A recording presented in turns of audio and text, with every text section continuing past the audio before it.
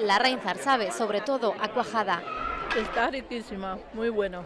Es buenísima, además está requemada y muy buena. Es quemada con azúcar y muy buena. Y es que aquí en Ulzama cada año rinden homenaje a su producto estrella.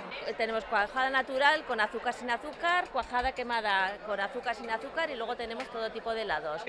Una ancestral receta que ha ido pasando de generación en generación. Pachi la elabora en vivo y en directo a la manera tradicional. Nosotros hemos hecho siempre en el restaurante cuajada y luego, aparte de nosotros, en toda la zona se ha hecho cuajada en prácticamente todas las casas. Ahora cada vez va siendo un poco más difícil porque ya no hay cocinas económicas. También nos enseñan a elaborarla en nuestra propia casa.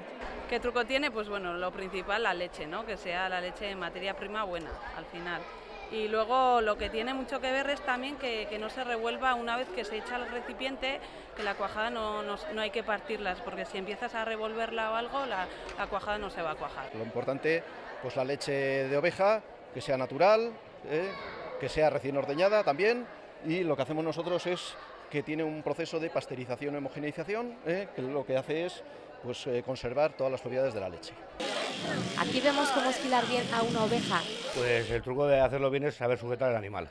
Y mientras Xavi las ordeña. A sus 10 años tiene claro que quiere ser pastor. ¿Cómo has aprendido? Con el aita. ¿Te ha enseñado él? Sí.